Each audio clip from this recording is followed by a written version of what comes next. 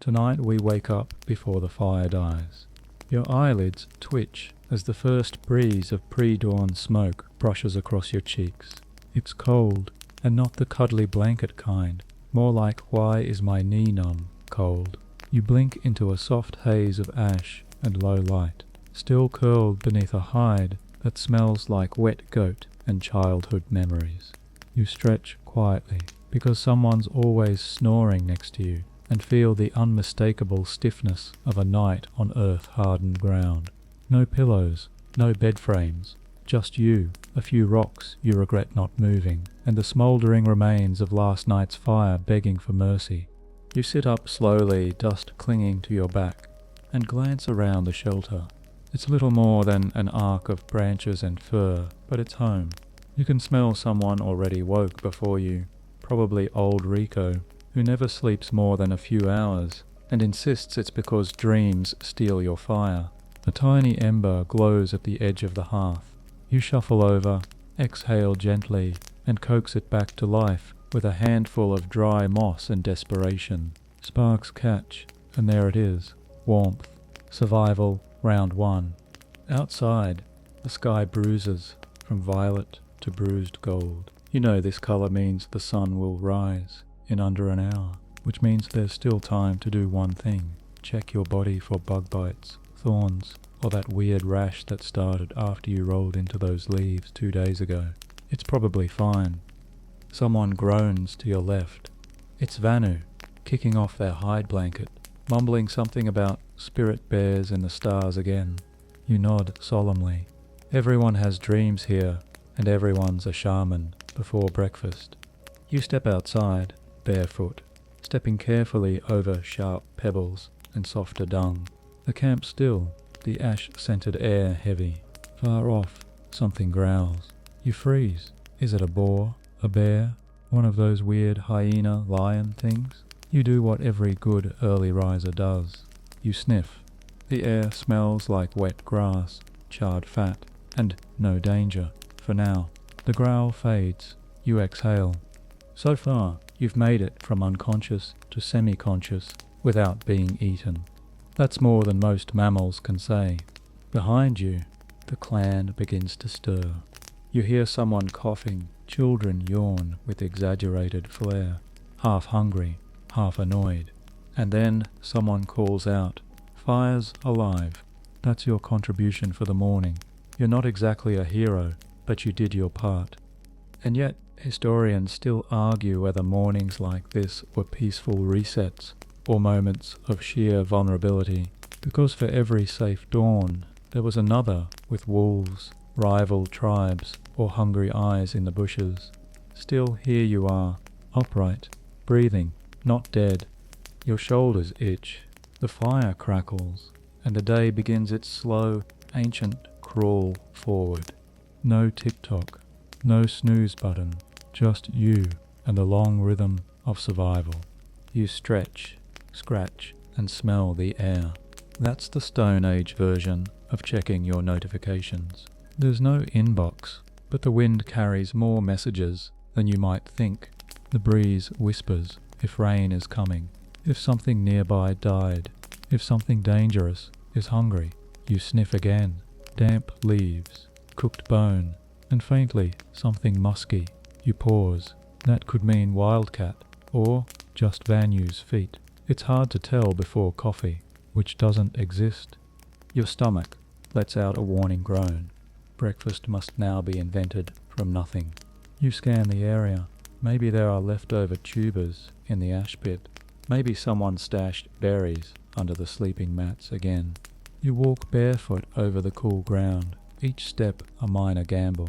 There's a whole game in this era called rock or animal dropping, and you're pretty decent at it.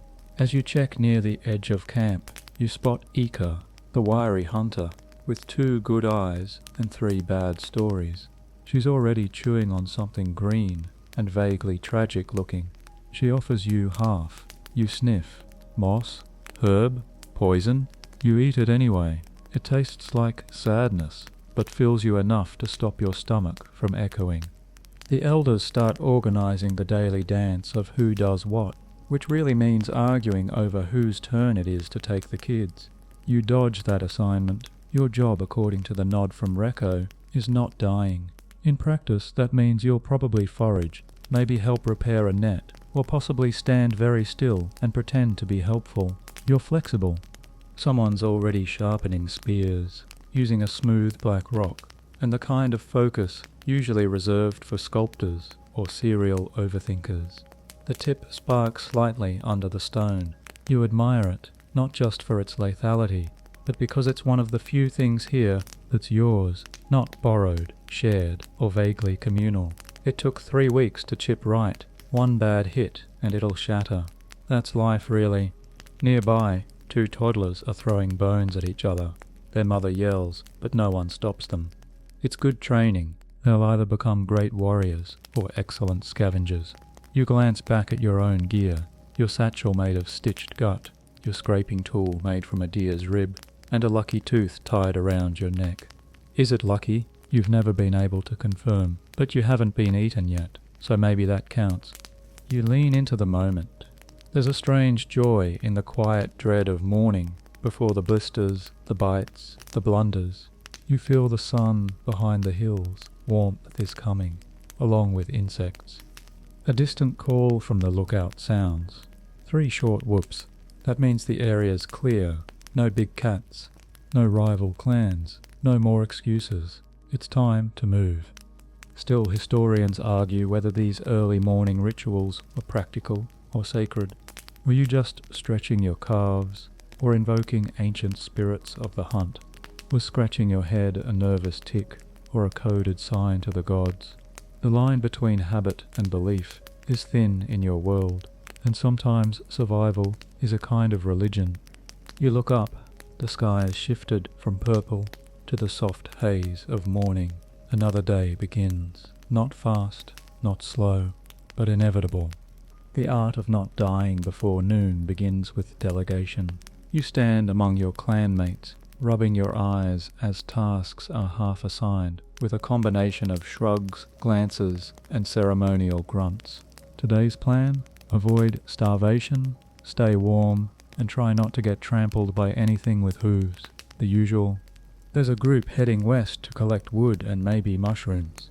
The brave, the bored, and the ones who owe favors. Another party, the spear squad, will track deer trails toward the ridge. They all pretend this is strategic. Really, it's luck, stamina, and which direction smells less like bear. Your role for now is gloriously vague. Help out. You know that means you'll probably end up with the childcare gang. You spot 2 small humans already chasing a beetle, with very real intent to eat it. Their caretaker, an older woman named Talu, waves you over. Her smile is all gums and mischief. Watch them, she says, then vanishes to sharpen a digging stick. Classic Talu. So here you are, keeping 2 toddlers from falling into fire, water, or a philosophical crisis. One of them is now crying because a stick he liked got stepped on. You gently offer a different stick, one slightly less stepped on. This satisfies him for now. Nearby, someone begins pounding tubers with a rock, rhythmically, like a Stone Age DJ. The smell is sharp, rooty, earthy. It's not delicious, but it's food. If they mix it with crushed insects or charred marrow later, it might become slightly less awful. Fingers crossed. A sudden squawk breaks the calm. A bird, a big loud feathered jerk, flies low over camp and drops what can only be described as a revenge gift. It misses you by inches. Everyone laughs, even the toddlers. You're now the morning's entertainment. The danger never really leaves. A rustle in the tall grass beyond the camp circle makes every adult straighten their spine at once. You grip your tool, breath caught in your chest. A shadow moves, then stops, then vanishes. You wait. 30 seconds pass. Nothing. Maybe it was just a boar, or a spirit, or something that decided you weren't worth the effort. The kids are unfazed. One is trying to put a rock in his mouth again. You stop him barely. Historians still argue whether these were true communities or fragile coalitions, held together by hunger. Did you care for each other out of love, necessity, or both? The lines blur when survival's on the menu. Rico returns from scouting, looking serious. He grunts and throws a small bone into the center of the circle. A message. Boars nearby, someone translates. 2, maybe 3. You nod. That's both opportunity and threat. Boars mean meat, but also blood and tusks, and not enough bandages. Someone sharpens their spear again, just in case. By now the sun's rising fast, burning off the chill. The air smells of dirt, smoke and sweat. The toddlers are now throwing pebbles at a tree. One of them pees on the other, which causes a chase. You sigh. Ancient childcare is like modern childcare, just with more animal attacks. Still, there's a strange rhythm to it all. The slow, reactive ballet of people doing what must be done. No clocks, no alarms, just intuition, and the feeling that time is slipping past like water through a cracked bowl. You watch the sun inch higher. Noon is coming. You're not dead yet. A lovely little walk to avoid starvation. That's how your day unfolds, as you're handed a woven sling, a half-broken flint scraper, and a confident nod from Rico. It's time to go foraging. That is, hiking across mildly terrifying terrain in the hope that something edible hasn't been eaten by something else first. You set off with a small crew, 2 teens trying too hard to act brave, and Ika, who leads with the swagger of someone who once outran a wild dog, or at least claims to. The forest greets you like an old trickster. Familiar paths that look slightly different. Familiar smells that might be poison this time. The morning fog is lifting as you step between ferns and tall reeds. Every footstep squishes or crunches, and your ears stay tuned to that frequency that means leaves moving wrong. You're not exactly relaxed. Foraging isn't just grocery shopping, it's Russian roulette with roots. Ika points to a patch of dull green leaves. Dig, she grunts. You do. Tubers, thankfully. Ugly but filling. You tug one out of the earth, and it resists with all the drama of a trapped spirit. Dirt flies into your mouth. Nice. Breakfast achieved. You move deeper, brushing past trees older than memory. One of the teens spots a bird nest high up. The other climbs, like his life depends on it, because it might. 2 eggs, small, warm. He pockets them with the reverence of a thief in a sacred temple. Food is food. Just as you begin to relax, a branch snaps nearby. Everyone freezes. Ika raises a finger. You listen. Heavy breath. Too high for a pig. Too smooth for a bear. Possibly a human, or something pretending to be one. Seconds pass. Nothing charges, but still you don't forget the sound. You whisper now. No more loud jokes. You forage like ghosts. Quiet, deliberate. A patch of berries appears, sour and small, but real. You don't eat them on the spot. That's for camp. If they make you sick, you want to be near someone who knows which leaves to boil. One of the teens brings you a stick bug with hopeful eyes. You shake your head. Not today. Not that desperate yet. There's a tree covered in sap. You scrape some off and smell it. Sweet, resinous. Sometimes it's burned for rituals. Sometimes it's just chewed like gum to clean your teeth. You take a bit. It tastes like pine and ambition. Ika squats near a burrow and sticks a finger in. You all watch in horror. She pulls out a fat grub and grins. Dinner. You're unsure whether to respect or avoid her after this. Historians still argue whether foraging bands divided roles by age, skill, or simple luck. You've seen elders who still outrun youths, and children who sense mushrooms better than dogs. Out here, hierarchy is fluid. Whoever finds the calories leads. You wipe your brow. The sun's getting higher. You've filled half your sling. Roots, a handful of nuts, a dead lizard someone stepped on and decided to claim as destiny. It's not glamorous, but it's survival, and that's the only prize that matters. The woods open slightly. the path turning back toward camp. You walk faster now, past clawed trees and insect hums, each sound reminding you that you're still food to something. Not today, you hope. You make it back just in time to hear a shout. A successful hunt, a small fire, or something entirely less comforting. Either way, you made it through the woods. The spear squad gets fancy. That's the joke anyway. Fancy means they've started using hand signals instead of yelling, and occasionally whisper tactics like flank left, even though no one really knows what flanking is. You catch up to them near the river bend, where the reeds grow thick and the air smells like moss and ambition. There are 5 of them today, including Decca, who swears she once took down a buck with one throw, though no one's ever seen her actually hit anything. Their faces are smeared with ash and mud, partly for camouflage, partly for vibes. The oldest among them, Johar, is inspecting the footprints in the mud like a detective in a crime show that hasn't been invented yet. They've been tracking something, deer maybe, or a boar, which would be both thrilling and incredibly stupid to hunt with nothing but sticks and hope. The prints are deep, fresh. One even has a faint smear where the animal slipped. Johar grunts. It ran, he says, as if that changes anything. Everything runs from humans until it doesn't. You're not part of the core hunting crew, but today you're tagging along half as support, half as bait. You carry a spare spear, a flint knife, and absolutely no confidence. The reeds part slowly as you creep forward. Your feet make almost no sound. Years of walking barefoot have turned your soles into leather and your mind into a radar for snapping twigs. Then it happens. A rustle, a snort. Everyone freezes. Your heart does too. Johar raises his arm. The others fan out. Like this is theatre. One creeps to the left. One ducks down low. You squat behind a log, peeking through ferns. There it is, a deer. Not huge, but enough to feed half the camp for a day or two. Its ears twitch. Its nose flickers. It knows something is wrong.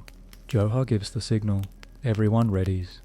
Decca steps, slips, and yells. Classic Decca. The deer bolts. Johar hurls his spear. It flies beautifully and misses completely. The deer vanishes into the trees. Silence. Everyone glares at Decca. She shrugs. At least I didn't scream this time. Progress? There's an awkward moment of nothing. No meat, no glory, just mud, sweat, and one very pointy stick lodged in a tree trunk. You all sit down and try to look dignified. Someone pulls out dried meat from yesterday's kill. It's chewy, tough, and tastes like pride. You chew in silence. A mosquito lands on your arm. You slap it. Miss. Of course. The group debates whether to keep tracking or call it. Johar insists the deer will circle back. Decca wants to hunt something less sensitive. You suggest lunch. Historians still argue whether hunting bands were strictly hierarchical or more collaborative. Judging by this crew, it's mostly chaos with a side of sass. But everyone knows their limits. Decca's bad at sneaking, Johar's too old to sprint, and you're learning, watching, one near miss at a time. You pick up the missed spear, the point's chipped. Another repair to make tonight, another silent nod between failures. Still, you all rise. The forest hasn't beaten you yet. You trudge on, quieter this time. One joke short of despair, and one deer short of dinner. You get distracted by a mushroom. It happens slowly. First you're trailing behind the hunters, replaying the scene of the missed deer for the 10th time in your head. Then your eyes catch a flicker of red beneath a fern, bright, glossy, suspiciously cheerful looking. You pause. It's a mushroom, all right, the kind your mother warned you about. And by warned, we mean she once slapped it out of your hand while yelling, "That one makes you dance with ghosts." You crouch closer. There's something strangely hypnotic about it. Nature's version of a do not touch button. You know better, of course. Mostly, but curiosity tugs at your brain, like an impatient sibling. So you do what every sensible forager does. When faced with a potentially poisonous, possibly hallucinogenic fungus, you poke it with a stick. It squishes slightly. No explosions. No spirits. You relax. Behind you, the spear squad continues their hunt. You can still hear Jotar grumbling about Decker's noise level. You should catch up, but you're already noticing something else. A strange pattern of stones near the base of a tree. Stacked? Or natural? You walk over. Nope. Definitely arranged. Not human, though. Maybe a bird did it. Or maybe a bored rodent with artistic leanings. You smirk, then stop. Next to the stones is a skull. Small animal. Maybe a fox. Clean. The jaw is missing, but the eye sockets stare back at you like they know something you don't. You feel a little less brave now. Your fingers trace the grooves of the bone. There are scratches. Not from predators. Sharp lines. Almost deliberate. Symbols. You lean in. Could be claw marks. Could be language. Could be a prank from another tribe. You glance around. No one nearby. You suddenly remember how quiet the forest has become. Historians still debate whether early humans made markings for meaning or out of nervous habit. Maybe both. Maybe you're doing the same right now, building stories from shadows and shapes. You step back slowly, tuck the mushroom into your sling, not to eat, just on your way back. You stumble across a patch of wild onions. Small miracles. You grab a handful. They smell like old socks, but will make dinner slightly less tragic. You finally catch up to the others, who seem not to have noticed your absence. Tioha is trying to demonstrate proper spear balance, using a stick and a lecture no one asked for. Decker is pretending to listen while carving something into her own spear shaft, possibly her name, possibly a list of animals she wants revenge on. You don't tell anyone about the skull, or the stones, or the mushroom. Not yet. Instead, you hand Johar the onions. He grunts in approval. These might save the broth. He pauses, unless Decker cooks it. She throws a pebble at him. It misses by an impressive margin. As the sun filters through the canopy above, you walk back toward camp. In your bag, roots, onions, a possibly haunted mushroom, and more questions than answers. And that's just before lunch. Lunch is technically a lizard. And by technically, we mean it was a lizard about 15 minutes ago, before someone threw it onto a flat rock near the fire and announced, "Food's ready," with the enthusiasm of a parent pretending their toddler's art looks great. The creature is blackened, curled like a question mark, and smells edible adjacent. Still, you're hungry, and hunger edits your standards aggressively. You take a bite, crunch, chew, pause. Some parts are tender, others not so much. The tail, for example, is now charcoal. You pretend it's seasoning. The clan gathers loosely around the fire. No tables, no assigned seats, just an organic swirl of people and their food. Someone's pounding roots into a paste beside you. Someone else is already gnawing on something that might once have been amphibian. It's a potluck, but the pot is a cracked clay bowl, and the luck is questionable. You add your contribution. Wild onions. A cheer goes up. Onions are practically gourmet around here. A teenage girl tosses a handful into the broth bubbling over the fire. The smell improves instantly. You're declared a genius. This is your peak. As you eat, you listen to the low hum of conversation. Not words like we know them. Grunts, gestures, half-sung syllables. Stories passed around like warm stones. Someone mimics the deer from earlier, bounding and wide-eyed. Dicker does a dramatic reenactment of her own fall, which involves flailing and a very accurate splop noise. Laughter ripples around the circle. Nearby, a child tries to offer a beetle as dessert. You politely decline. Others are less fussy and crunch enthusiastically. The beetle sacrifice is appreciated. You lean back, belly moderately full. Fingers greasy, soot smudged across your arms. For a few moments, life feels less like survival and more like community. The fire crackles. The breeze shifts. A vulture circles lazily overhead, optimistic but disappointed. Then comes the sharing ritual, not spiritual, just practical. Every meal ends with a redistribution of leftovers, a chunk here for an elder, a few roots there for the nursing mother. Even the clan's half-blind dog, a creature that looks like a mop and a nightmare had a baby, gets a bit of bone.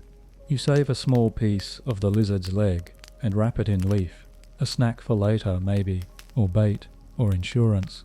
Historians still argue whether communal eating was the cornerstone of human bonding, or just a way to prevent fights over food. But in this moment, watching greasy fingers reach into bowls with zero concern for germs, it's clear this is how tribes are held together, not just by hunting, but by sharing what's caught and laughing at who tripped on a root to get it. After lunch, the clan shifts. Some go to nap, others clean tools. A couple of teens wander off to flirt awkwardly behind the tall grass. You stare into the fire, belly foolish, heart quieter. You're alive. You're fed. You're marginally less dirty than usual. And for now, that's enough. Nap or fight. Let the sun decide. That's the unspoken rule during this lazy boiling hour after lunch. The sun is at its most tyrannical, pressing its full weight onto your shoulders like it's trying to flatten you into the earth. The fire crackles low, bellies are full, sweat clings to every fold of your skin, and time, as far as anyone can tell, simply melts. You flop onto your side beneath a crooked acacia tree, its shade barely sufficient for your entire body. Your back is hot, your front is hot, the rock under your hip is sharp. You consider moving, then reconsider. The idea of movement feels offensive right now. Across the clearing, two of the younger boys have decided to test their strength with sticks. Technically, it's a wrestling match. Practically, it's rolling around in the dust, while their siblings take bets using snail shells as currency. One gets bonked in the head. There's crying, then laughter, then more crying. No one intervenes. This is emotional resilience training, Stone Age style. You try to nap, you close one eye, the other stays open, because experience has taught you that true rest invites disaster. The last time you fully slept at midday, a goat stepped on your face. You haven't forgiven it. A few feet away, Vanu is snoring like a bear with sinus issues. His hands are folded over his stomach, like a chieftain in a dream. He drools. A fly lands on his lip. He doesn't flinch. You're jealous. The wind shifts, bringing the scent of sun-warmed dung and crushed leaves.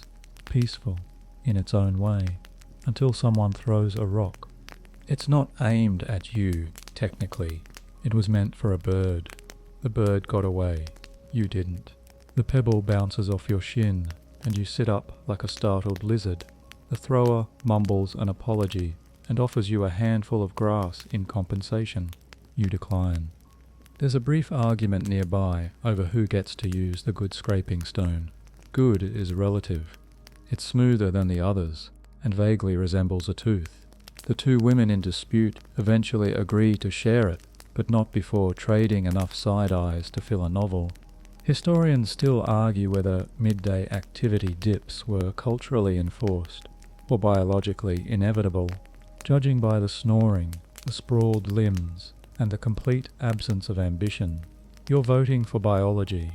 You finally find a semi-comfortable patch of ground and let yourself drift, just a little, not quite sleep, more like soft awareness. You let your mind wander to strange places. What if the stars were holes in a giant hide? What if trees had souls? What if just once a nap could be dreamless and uneventful? A buzzing insect dances near your ear. You swat lazily. Miss, it returns. You sigh. Nearby, a child scrawls shapes into the dirt with a stick. Circles, spirals. What might be a mammoth, or just wishful thinking? You watch, half-lidded. It's the most art you'll see today. Eventually, someone stands and announces, "It's time." No one asks for what. It doesn't matter. It's just time. Time to get up. Time to sweat. time to live the rest of the day. You brush the dust from your legs, stretch your arms, pop your neck. The break is over, and the sun, while slightly less brutal now, still reminds you who's in charge. You squint up at the sky. Another few hours until dark. Plenty of time for things to go wrong. You try making fire. Again, because apparently, even after thousands of years of evolution and one brief tutorial from a slightly drunk elder named Rekko, you're still bad at it. The others say it's all about rhythm, friction, pressure, breath. You say it's all about luck and which gods you've insulted recently. You sit cross-legged on a flattish patch of earth, your fire drill between your palms. It's a stick jammed into another stick, surrounded by dry moss, twigs, and your waning optimism. You start rubbing. The stick spins. Your hands slide. Dust flutters. Nothing happens. You press harder. It squeaks like a tiny animal in distress. You imagine the moss laughing. You keep going. Sparks, maybe, or your eyes playing tricks. Then the drill jumps and smacks your wrist. You mutter something under your breath that technically doesn't count as profanity because your language doesn't have any. Across the clearing, someone else is making it look easy.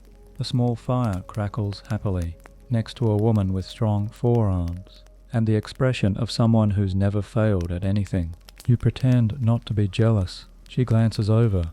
You shrug. She doesn't laugh, but her eyes do. Rekko wanders over eventually, chewing a strip of dried meat and judging you silently. You press too much, he says, poking the drill. You're making anger. Make heat instead. Thanks, Rekko. Very spiritual.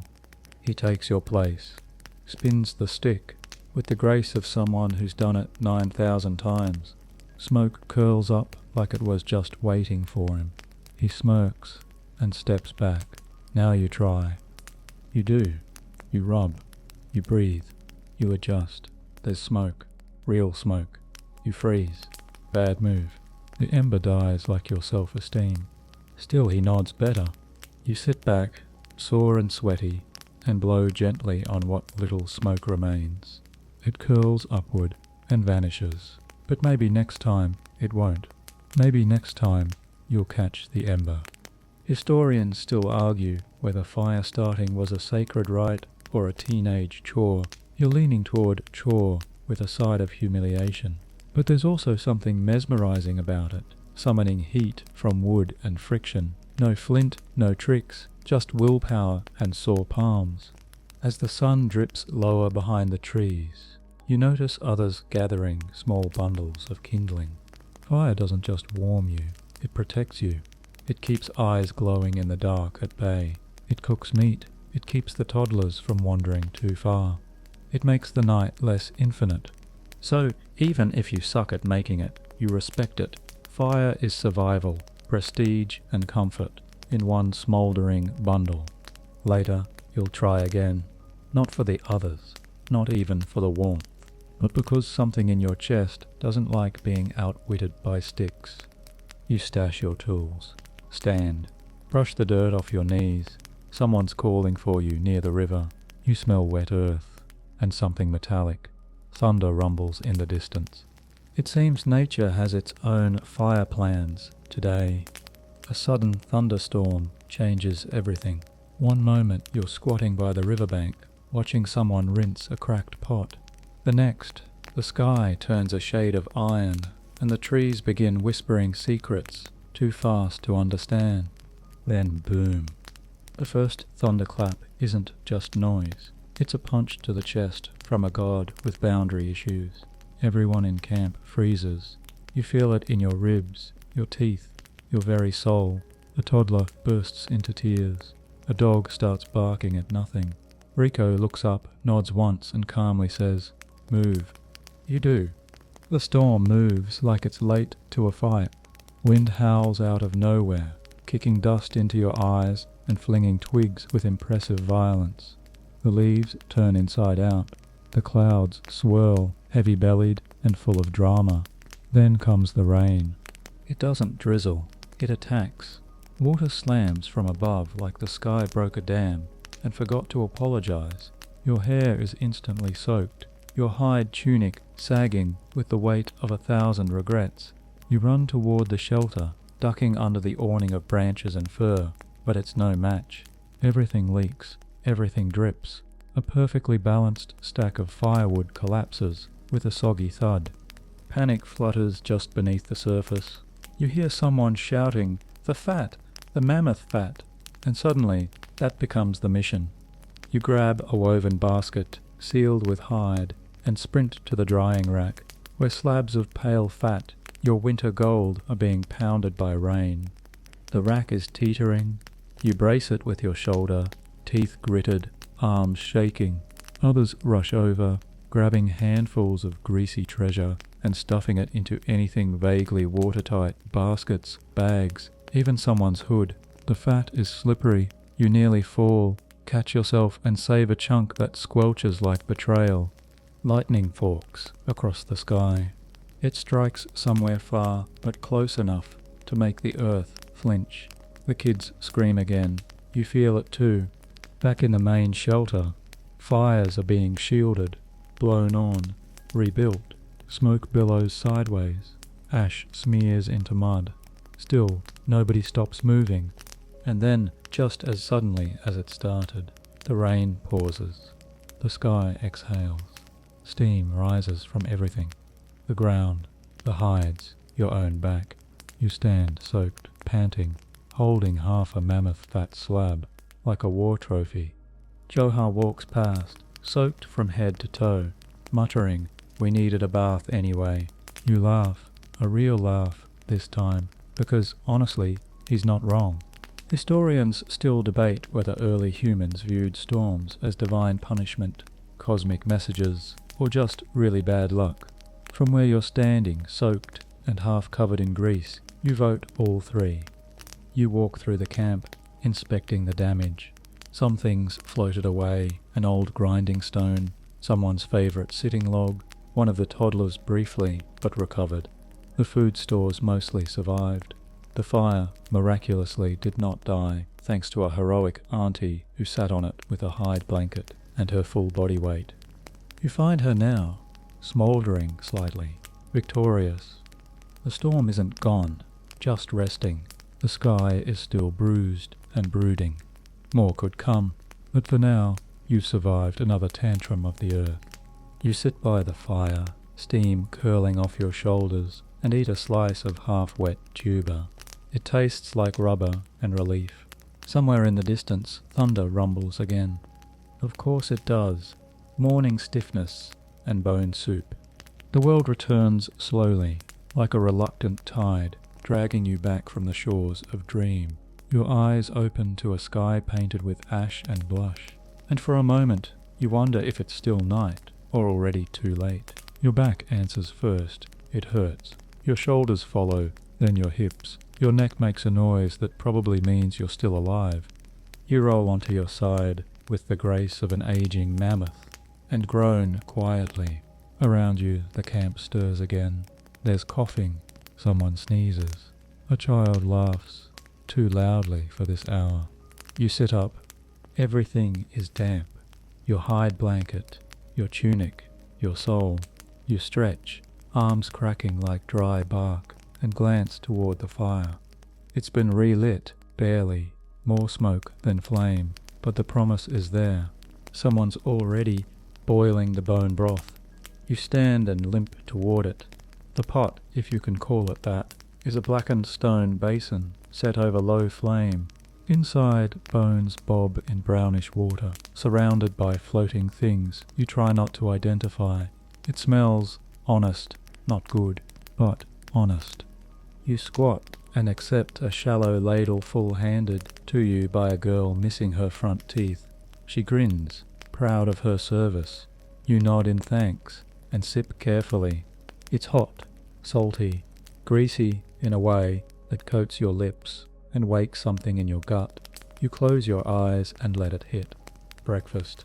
Someone nearby chews loudly. Someone else adds crushed leaves to their bowl. Across the fire, An elder is picking marrow from a bone with a sharp twig. He looks at you. You slept like rock, he says. I checked, you didn't move. You blink. That's good? He shrugs. Or very bad. Historians still argue whether these meals were rituals, survival routines, or silent negotiations. What you know is this: a bowl of soup at dawn can keep someone from dying of more than hunger. It reminds you that the day hasn't won yet. The child with no teeth offers you a chunk of softened root. You accept. It tastes like dirt and old decisions. Still, you eat it. The sun climbs reluctantly. You feel warmth behind your shoulders. And though your bones complain and your knees click like puzzle pieces forced together, you rise. A new day has come, again, and it demands something from you. The unexpected visitor. It starts with the dog barking, short, sharp, unsure. Then silence. Then 2 more barks. Not fear, not aggression. Curiosity. You glance up from your second bowl of bone broth. Lips lick with grease, and follow the sound with your eyes. At the edge of camp, by the place where the trees give way to open scrub, someone stands. Not one of yours.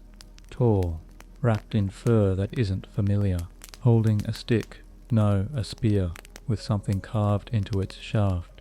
He doesn't move. Neither do you. Neither does anyone. The clan goes still, the way deer do before they bolt. You feel it in your chest, a tension, a gathering. He lifts one hand, palm out, a universal sign for I'm not here to kill you, or at least I'm not killing you yet. Venu steps forward first, as always, brave, foolish, or both. Behind him the rest of you slowly rise, forming a loose semicircle around the stranger. His face is streaked with ash and mud, not as camouflage but as decoration, symbols, lines under his eyes, a spiral on his forehead. You've seen marks like that once before, years ago, when a traveller passed through mumbling about rivers that vanish and trees that sing. This one says nothing, he just kneels, sets his spear on the ground, opens a pouch, pulls out something wrapped in bark, places it on a flat rock, pushes it toward you. A gift. You edge closer, slowly. The smell hits first, sweet, nutty, rich. You unwrap the bark carefully. Inside, a dense cake of crushed nuts and dried berries bound with animal fat. Your stomach, already half full, growls again anyway. This is food meant for travel, meant to last, meant to impress. Yoha grunts behind you. Why give us this? The stranger doesn't answer. He points to the sky, then to the trees, then to you. Raga, from the shadows, whispers. He seeks shelter. Historians still argue whether such visits were peace offerings or traps, whether intertribal contact meant trade, mating, war, or storytelling. You're not sure either, but he hasn't run, and he hasn't drawn blood. That's something. The elders huddle. You watch the stranger sit cross-legged, calm as river stone. He places another bark-wrapped bundle beside him, a second gift, maybe just in case the first one didn't impress. Eventually, Rico steps forward and extends a hand. The stranger clasps it. It's done. You breathe out. Not every visitor brings death. Some bring stories, strange food, and new reasons to look at the moon. A gift from the forest. It happens in the quiet that follows tension. The stranger has been allowed to stay, for now. He sleeps near the edge of the camp, with one eye probably open, the other hidden beneath a scrap of fur. You're not sure if he's resting or watching. Either way, the morning tasks resume. The storm damage still lingers. Sticks must be gathered, shelters patched, firewood restocked. You're sent with a small group to gather bark, dry moss, and anything not nailed down by roots. The forest is cool and damp, still exhaling the last of yesterday's storm. The air smells green. Everything drips. You walk carefully between slick stones and soft leaves, trying not to fall into one of the many puddles that now serve as frog spas. You take a different path today. Something about the weight of last night, the fire, the visitor, the way Rhaegar stared into the flames and muttered about signs, has made you want to walk alone for a bit. Just ahead, a patch of thick ferns parts, and you spot something out of place. A tree, not like the others. Thicker, wiser, bark gnarled like fists, roots like sleeping beasts, and at its base something glints. You crouch, brush aside the wet leaves. Stone. Not just any stone. Black, smooth, sharper than anything you've ever seen, shaped by hand. Obsidian. You freeze. This is not from here. Your clan has never had this.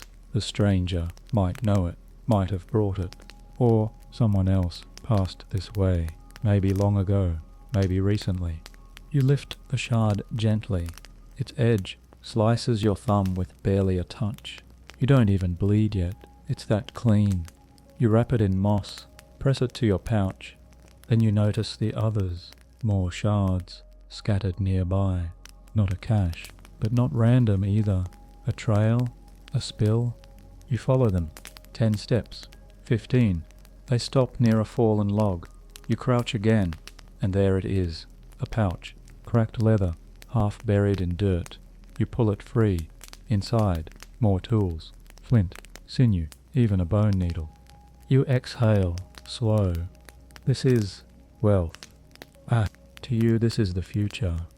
You return to camp with the pouch under your tunic, heart pounding like a drum. Historians still argue whether such finds were the result of trade, accident, or fate, but in this moment you know exactly what it means. Change. Later, you show the obsidian to Rico. He doesn't speak for a long time. Finally, he says, "You found it, or it found you." And you're not sure which answer is heavier. The fire circle argument. It begins, as most good arguments do, with someone grunting too loudly, and someone else refusing to back down. The stranger's presence has stirred up more than curiosity. It stirred questions, hard ones, and when people in your clan have questions, they take them to the fire. It's midday now. The sun is indifferent, casting light across a ring of seated bodies. Elders, hunters, gatherers, even the quiet ones, who usually stay on the edge. Everyone sits cross-legged, arms folded, or hands busy with sticks. The fire pops, center stage. Rico speaks first, calm and slow. The winter trail leads north, as it always has. Joha, ever the challenger, grunts back. But north has too many bones. Rico narrows his eyes. We know that land. The caves, the paths, the animals, the safety. Jopar leans forward. The safety that took 3 children and half our warmth last season. Silence. A breeze stirs the ash. You shift uncomfortably. This isn't about direction. It's about fear, about change, about whether trusting the old paths is wisdom or laziness. Then the stranger speaks. One word. East. Their heads turn. He points to the rising sun, river, big fish, stones like this. He pulls a glimmer of obsidian from his pouch. Your pouch. The one you found. The one you thought was fate. Now it feels like a vote. Reiko's jaw tightens. He is not of us. Yoha shrugs. Neither is hunger. Someone else mutters agreement. Another stands to side with Rico. The fire hisses. The lines begin to form. You feel caught between, the weight of tradition on one shoulder, the pull of possibility on the other. Rhaegar, who has been silent until now, clears her throat. When the roots rot, the tree must move. That's all she says. Historians still argue whether early clans made decisions by consensus, hierarchy, or sheer force of voice. What's clear now is that this moment matters. Because the path chosen will shape more than travel. It will shape survival, stories, births, burials. You clutch your pouch tightly, feeling the cool edge of the stone inside, and wonder where your feet will walk next. When the sky bled red, evening falls like it forgot how to walk properly, stumbling down through clouds, slipping over branches, smearing itself across the horizon in streaks of fire. You've seen sunsets before, of course, but not like this. Tonight, the entire sky turns the colour of fresh blood mixed with ash. It's too vivid, too loud. The children stop playing, the dogs stop barking. Even the stranger looks up and doesn't speak. A hush falls over the camp. Not the calm kind, the kind just before lightning hits. You hear the whisper first. Rija, sitting in her usual spot near the fire, humming softly. Then she stands, slowly. Her legs shake a little, but her voice is strong. "It bleeds again," she says. Everyone gathers. No one needs to be told. This is not just a sunset. This is a sign. Riga tosses dried herbs onto the fire. Smoke coils upward, thick and sweet, the scent earthy and sharp. She raises her arms and begins to speak. Not words exactly, but syllables stitched together like memories. A chant, maybe old, maybe made up on the spot. No one questions it. You sit beside the others, watching the fire. The flames flicker red, then gold, then blue, and the wind circles the clearing like it's listening. Someone brings a bowl of ash. Riga dips her fingers into it, presses her thumb to her forehead, then to yours. One by one she marks each of you with a single black print. The sky grows darker, but the red clings to the edges like something refusing to die. The stranger steps forward. He reaches into his pack and pulls out a small carved figure, wood, shaped like a bird with eyes made of shell. He places it near the fire, an offering, a translation, maybe. His people see it too. Historians still argue whether rituals like these were instinct, superstition, or coded wisdom. But when the sky looks like this, like it's trying to speak, it feels foolish not to answer back. You close your eyes, you breathe in the smoke, you let the drumbeat of your heart join whatever rhythm is happening here. And for a moment you believe the fire understands. Story time with the toothless elder begins just after the clouds retreat, and the fire crackles back into strength, sending thin curls of smoke into a now quiet sky. People gather, not by command, but by instinct. It's not bedtime yet, but after surviving the tantrum of the gods, everyone wants to hear something that makes sense, or at least sounds like it does. Old Rega, who has exactly 3 teeth, 2 milky eyes, and the hearing of a submerged rock, clears her throat. That's the signal. She sits on her usual rock, which is suspiciously smoother than all the others, and clutches a stick like a royal scepter. You sit cross-legged, close enough to feel the heat of the fire, far enough not to get smacked if she starts waving her stick for dramatic effect. Her voice creaks into motion, a blend of wheeze and chant. It begins the way all her stories begin, with the sky cracking open and a beast falling through. This time, it's a star beast, covered in fire, with too many eyes. It lands in the sea and drinks it dry. The people, desperate, chase it with drums and spears, made from lightning. The beast laughs, then cries, and from its tears rivers are born. Riga cackles. A toddler gasps. The rest of the clan leans closer. You've heard this one before, but that doesn't matter. The stories change slightly every time. New animals, different heroes, added sound effects. This time there's a talking bird with a feathered crown who tricks the beast into burping out the water. A clever twist. Riga pauses, glancing at the sky, like she expects applause from the gods. A spark from the fire floats up.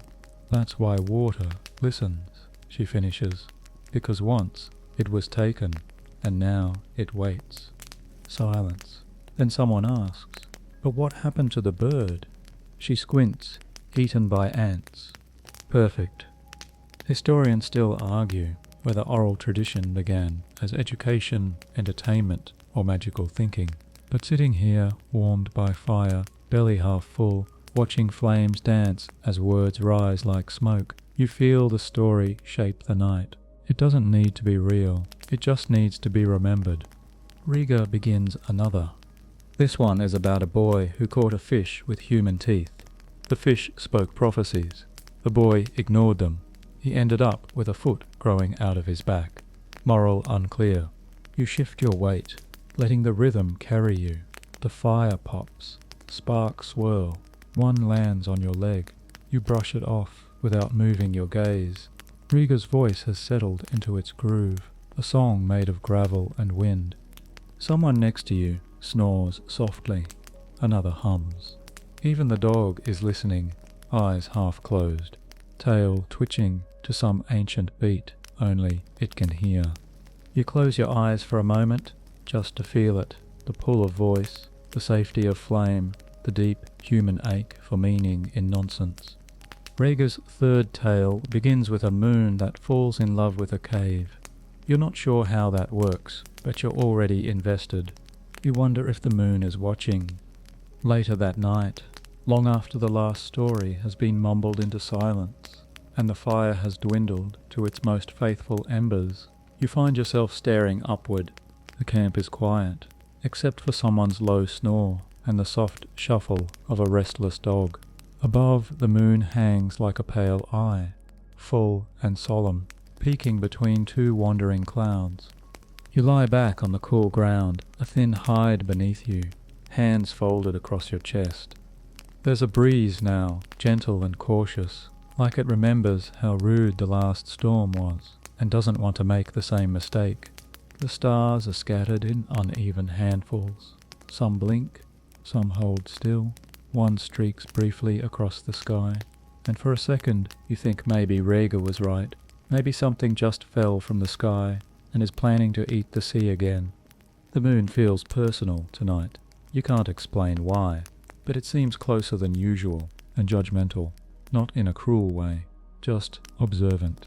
You raise one hand toward it, fingers splayed. It fits between your thumb and forefinger. You crush it, then open your hand again. Still there. What is it? A god? A reminder? A rock that glows without fire? Historians still argue whether early humans saw the moon as a protector, a calendar, or a ghost. You're not sure which, but it's hard to imagine living like this, day by day, storm by storm, without looking for meaning in the sky. A twig snaps nearby. Your eyes flick to the sound. Nothing. Maybe the wind. Maybe not. You reach instinctively for the stone blade tucked near your hip, just in case. But the silence settles again. Your grip loosens. You think about the mammoth fat you helped save, the story of the star beast, the boy with the footback problem, the lizard lunch, the deer you didn't catch, the mushroom you definitely shouldn't eat. All of it, tiny and strange, beneath the glow of that big watching moon. There's a flicker of movement in the distance. Could be a firefly, could be imagination. Either way, your heartbeat doesn't change. Not much. You've lived enough days to know most threats have more teeth than glow. You roll to your side, using a folded tunic as a pillow. Your breath slows. The night is long, but not endless. The moon doesn't blink, but it listens. You're almost sure of that. As your eyes begin to close, you murmur softly, maybe to the sky, maybe to yourself, "Don't forget me." The wind brushes your cheek. Maybe it answers. The smell of wet fur and ashes creeps into your dreams and yanks you gently back into consciousness. It's still deep night, that fragile hour when even the insects seem unsure if they should be chirping or hiding. You blink. The fire's glow is weaker now, a faint pulse of orange half buried in its own smoke. Shadows stretch and sway with every flicker, dancing on the hide walls like they know something you don't. You sit up slowly, the hide blanket falling from your shoulders with a damp thump. Everything smells like damp skin and scorched air. Your clothes cling to you, still heavy from the storm. There's a low, rhythmic snoring to your left, someone murmuring nonsense to your right, and a dog curled at your feet, wet, twitching in sleep, and pungent enough to be considered a small crime. The camp is mostly still. A few embers crackle and shift. Someone coughs. Someone else turns over and lets out a long sigh. That could be contentment or indigestion, but your eyes are pulled toward the forest line. The dark beyond the fire's reach is never really empty. You know that. You all know that. And tonight it feels heavier, like the night itself is leaning in to listen. Your ears strain. No leaves rustle. No owl hoots. Not even a breeze. Just silence, thick and waiting. You stand, quietly. Not all the way, just a cautious crouch, like a rabbit before a sprint. You check the spear by the fire ring. Still there, you glance at the old woman sleeping closest to the edge of the shelter. She's snoring through her nose, dreaming of whatever elder shamans dream of. Probably mammoths made of honey. You take a few steps toward the perimeter. Just a glance, just to be sure. The fire casts long shadows as you walk. You realize you're holding your breath. Then you hear it, a soft crunch. You freeze, eyes wide, muscles tight, one foot hovering off the ground. The sound of something stepping on damp leaves. Not far, not close, just right there. You don't call out. You don't move. You let your senses stretch. The smell is faint, musky, not feline, not human, not familiar. You pick up the spear and hold it low. The darkness stares back. Then, slowly, the sound fades. Step by step, whatever it was, it leaves, or pretends to. You wait another minute, maybe two. Your heart pounds, but you keep your breath shallow. Eventually, the forest exhales again. A cricket chirps, cautiously. An owl hoots. The world clicks back into motion. Historians still argue whether these midnight patrols were routine or the burden of the anxious, whether early humans stood watch as a ritual, or because some nights just felt wrong. You return to the fire, lay down the spear, and sit beside it. The embers blink up at you like coals with secrets. You feed the fire a bit of kindling, just enough, just in case. Then you wrap yourself again, this time tighter. The hide traps your warmth and smells like yesterday's rain. The wet dog shifts and nuzzles your leg. You let it stay. The shadows stay where they are, mostly. The moon hides now behind a slow-moving cloud, but you know it's still up there. And you keep watching until your eyes betray you and sleep pulls you under again. One last check for predators. It's not paranoia if something is out there. That's the general consensus in your clan, and honestly, it's hard to argue when the price of being wrong is becoming someone's midnight snack. You wake before dawn again, like your body still hasn't forgiven you for sleeping so deeply. Your neck is stiff. Your back feels like it's been politely stomped on by a woolly rhino. You blink through the shadows, the fire now just a sleepy sigh of smoke and charcoal. The first thing you do, look around. Quietly, slowly, you check the perimeter, not for drama, but for certainty, because certainty is safety, and out here, safety never sleeps. The forest is grey, blurred by fog. Trees rise like tired giants, all damp bark and dripping branches. A thin layer of mist hugs the ground. Beautiful, if you weren't so aware of how easily something could hide in it. You pick up your spear and walk a slow, deliberate circle around camp. Step by careful step, you listen for crunches, snorts, that awful too quiet silence. You pass the spot where you heard the steps last night. Nothing's changed, no tracks, no blood, no broken branches, just your memory flickering with doubt. You move on. By a pile of old furs, you spot tracks, fresh, faint, but clearly not human. 3 toes, deep pads, could be a wild dog, Could be a cousin of it with worse manners. You kneel, brush some leaves aside, and trace the impression with your finger. It's headed away from camp. That's good. Probably. You continue. By now, a few others are stirring. Vanu, rubbing sleep from his eyes. One of the children whimpering softly, clutching a rock for comfort. The dog is still sleeping. If it's not alert, you figure maybe things aren't so bad. Still, you finish the full loop. It's a ritual, yes, but it's also a story you're writing with your feet. I was here. I checked. We're safe for now. Historians still argue whether early humans had designated night sentinels, or if fear just rotated shifts naturally. Either way, you feel the burden and honor of that final look before dawn. On your way back, you pause. The camp looks different in this dim, colorless hour. Like a dream you only half remember. Bodies wrapped in fur, tools scattered near the fire, a baby's cradle basket rocking slightly in the breeze. It's all real, but not yet awake. You plant your spear back where it belongs, and sit beside the fire's remains. You don't light it again, just feel the stone's leftover heat under your palm. It's enough. Above you, the sky has started bleeding from black into silver. A bird calls out once, raspy, unsure, then again stronger. Morning is close. You survived another night. Dreams of better spears and softer ground. That's what floats through your head as you finally lie back again, this time without a spear in hand or worry biting your neck. The fire has surrendered to ash. The mist is thinning, the breeze has gentled, and for a moment, just a moment, you allow your mind to drift beyond dirt and the dusk and the dull ache in your joints.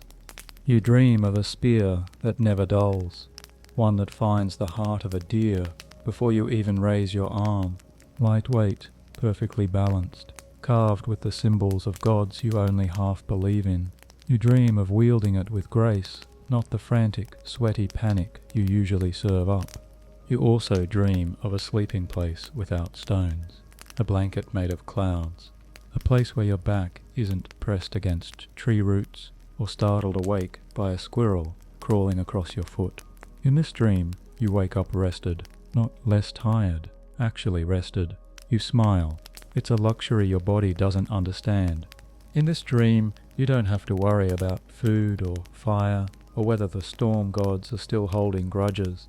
You don't check shadows. You don't flinch at rustling leaves. You breathe.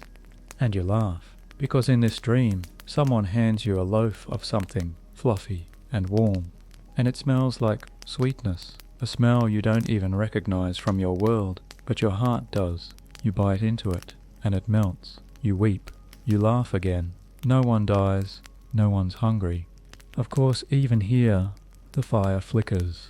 Even here, the moon watches. Even here, the wind tugs at your shoulder, like a child needing to be noticed. You open your eyes.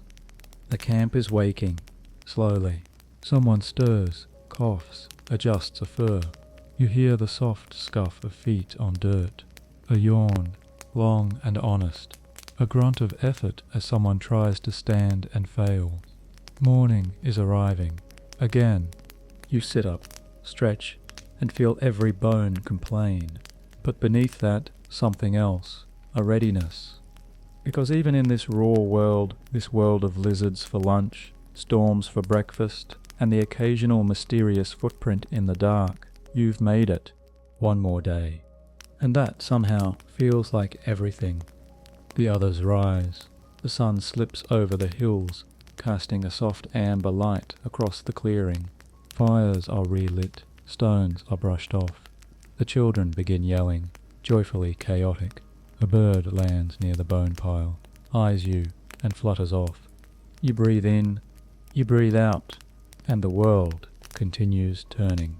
Let yourself drift now into the quiet. The fire has gone from flame to whisper. The world, loud and wild and full of teeth, softens around you like the hide across your shoulders. No more spears, no more footprints, no more lizards. Only breath. yours slow and steady, the kind of breath that lets your bones know it's safe to rest. The sky is no longer threatening, the moon no longer judging, just watching, just glowing. The stars above you blink in rhythm, not because they must, but because they can. Their stories are older than yours, but tonight they make room for you. You are part of that story now. The ground beneath you no longer feels hard. It holds you, carries you, as if even the earth is tired and grateful to lie still. You think of everything you've done, waking with the fire, dodging storms, whispering to mushrooms, laughing at shadows, and you know today you did enough. Let your hands unclench. Let your chest rise, fall, soften. You are alive. You are wrapped in story and soil, and the danger for now has gone quiet. Let your thoughts slow. Let the night deepen. You're safe, you're home, you're ancient, you're here. Sleep now. The spears can wait until morning